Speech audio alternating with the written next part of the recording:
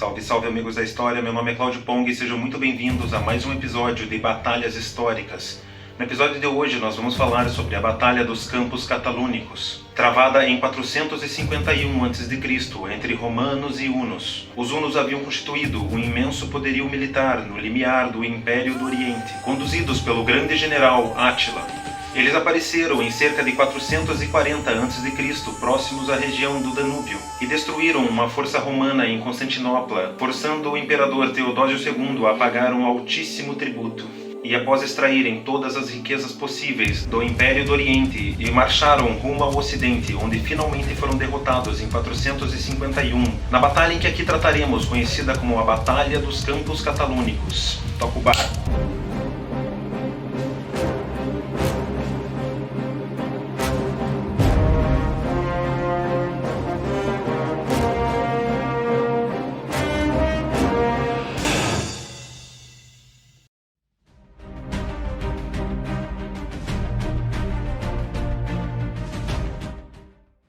O avanço do exército huno deixou atrás de si um grande rastro de destruição, como se viu na descrição aterrorizante desses soldados e seu comandante, Átila. Homens de pele escura e marcada pelas cicatrizes, que cavalgavam animais ligeiros e pareciam surgir do nada para matar e pilhar. Sangiban, rei dos alamanos, ao ver seu povo tremendo por trás das muralhas de sua cidade, Orleans, diante da aproximação das forças hunas e tendo apenas a ajuda de uma pequena força romana para lhes dar proteção, não viu outra saída que não a rendição. Com o exército dos hunos já ao alcance da vista, ele ordenou que seus homens abrissem os pesados portões da cidade e se preparou para implorar por misericórdia. Mas Sangiban não contava com Flávio Aécio, o astuto comandante militar romano e brilhante líder do império. Com uma força heterogênea composta de um conjunto discrepante de romanos, ajudantes gauleses e, para maior espanto, grupos bárbaros rivais, ele chegou a tempo de impedir Sangiban de abrir os portões. Em seguida, jogou sua cavalaria estrepitosa contra os hunos. Pegos de surpresa, os guerreiros de Átila, até então confiantes na vitória, foram empurrados para trás em desalinho, e muitos acabaram sendo chacinados sem piedade. O avanço de Átila em direção ao ocidente, a partir de sua base no Império do Oriente, tinha sido provocado por um pedido de ajuda de Honória, irmã do imperador romano do ocidente, Valentiniano.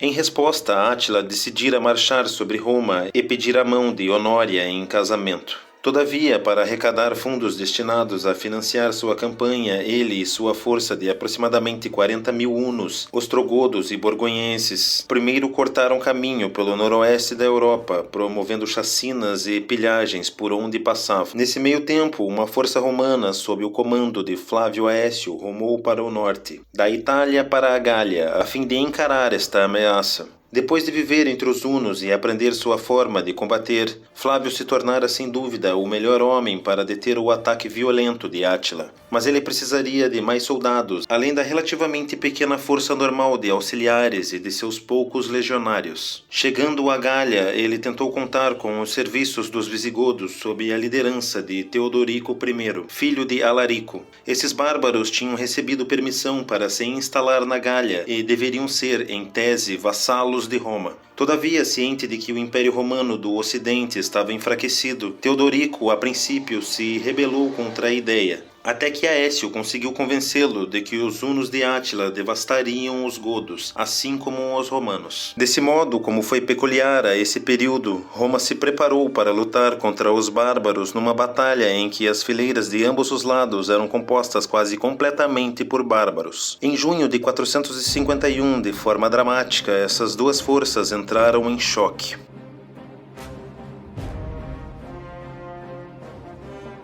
Forçando o relutante Sangiban e seus alamanos a juntarem-se a eles, Aécio e Teodorico perseguiram os hunos em sua retirada para uma área de terreno levantamente inclinado, próxima à atual Chalon, em Champagne. Qualquer outro comandante teria ficado contente com a partida dos hunos, mas Aécio preferiu se deslocar com agressividade, decidido a coagir o inimigo. Átila reuniu suas tropas numa ampla área aberta, conhecida como Campos Catalúnicos, que era quase inteiramente plana, com exceção de um pequeno pequeno morro próximo ao flanco esquerdo dos hunos. Certamente, Átila considerou que ali a cavalaria teria melhor condição de manobras e que lhe daria certa vantagem. Todavia, de acordo com os relatos, Átila ficou nervoso diante da batalha iminente e na manhã do dia 20 de junho, enquanto seus homens assumiam posições, ele chamou os adivinhos e ordenou que fizessem sacrifícios de animais. As previsões foram pessimistas para os hunos, embora os feiticeiros ainda tenham informado que um dos chefes inimigos iria morrer. Na esperança de que Aécio fosse essa vítima, justamente o seu inimigo mais formidável,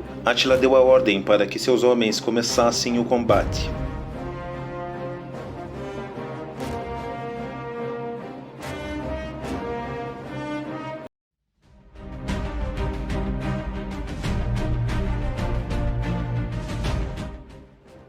Aécio colocou as melhores tropas do lado esquerdo e as mais fracas, formadas pelos alamanos, no centro. O ataque dos hunos, comandados por Átila, foi exatamente contra os alamanos, com lançamento de flechas e explosão de gritos de guerra. À medida que um redemoinho gritante de poeira se aproximava pela planície quente, os alamanos fizeram menção de desistir e correr, mas foram mantidos em linha pelos visigodos e por outras forças romanas. Os homens de Átila se chocaram com o centro da linha com tamanha força que os alamanos cambalearam para trás. Nesse interim, porém, pelo lado direito, os visigodos tomaram a iniciativa de ocupar o terreno mais elevado no flanco esquerdo dos hunos, após um rápido combate. Em seguida, se envolveram numa luta de vida ou morte com os ostrogodos, que acompanhavam os hunos. Se os ostrogodos tivessem sido capazes de deslocar os visigodos desse campo, Átila certamente teria vencido a batalha. Mas Teodorico reorganizava suas forças o tempo inteiro e conduzia seus homens para dentro das linhas ostrogodas, brandindo a espada sobre a cabeça em movimentos circulares furiosos. Então aconteceu um desastre. Teodorico caiu do cavalo e foi pisoteado até a morte. Por alguns instantes, a batalha ficou em suspenso, mas seu filho, Turismundo, assumiu o controle da situação e atacou os ostrogodos com fúria renovada, rompendo suas linhas e forçando-os a correr para a retaguarda. Os hunos haviam penetrado com tal amplitude o centro das linhas romanas que acabaram se abrindo para o contra-ataque das forças de Aécio. Praticamente cercados, eles tentaram voltar para o campo, que, como sempre, estava rodeado por um círculo de carroças. No entanto, os visigodos, encolerizados, caíram sobre eles, matando milhares. Finalmente, protegido pela escuridão, Átila conseguiu alcançar as carroças em segurança e, por um momento, respirou aliviado. Mas guardou a certeza de que pela manhã seus inimigos iriam fazer uma varredura destinada a liquidá-lo.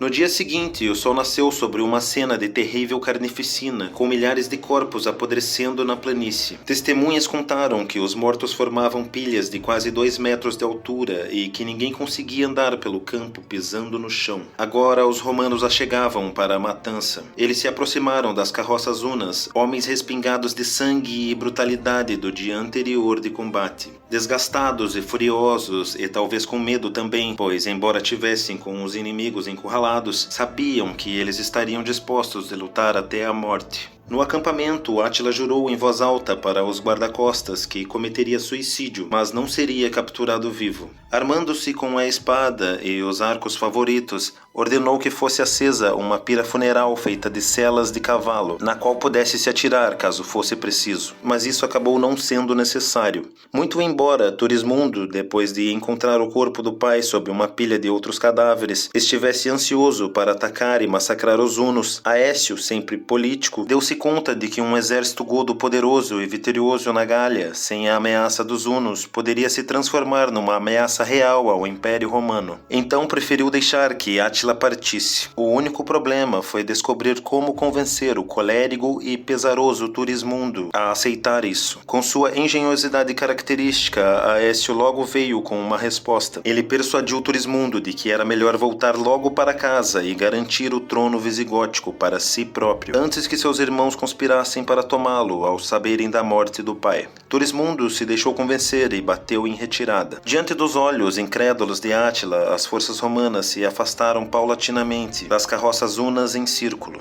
Quando se abriu caminho para que ele e seus homens partissem, Átila acreditou a princípio que se tratasse de uma armadilha, mas logo levantou o acampamento e rumou para o leste do Reno. E lá ele esperou por mais um ano e por outra oportunidade de reivindicar a mão de Honória e o Império do Ocidente.